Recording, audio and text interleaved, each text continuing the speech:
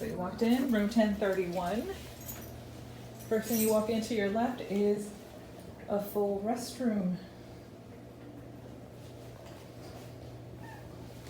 Okay. How are there two restrooms? There's one over here and one over there. This is a closet. Safe. Can't see too much. Oh, this pack and play basket. Okay. Then like a little wet bar area, microwave, coffee maker, sink, mini fridge.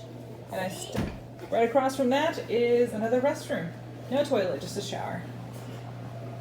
Oh, look at that shower. That's a beautiful shower. Oh, it's really pretty. It's got the rainfall backdrop.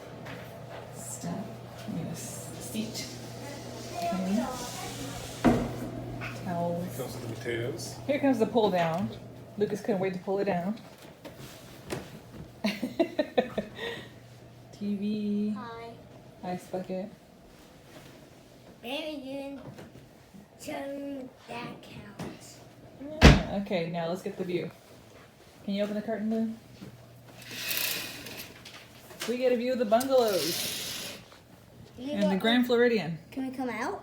Can you open it? There's nothing over here. Very nice. Wait. Oh wait.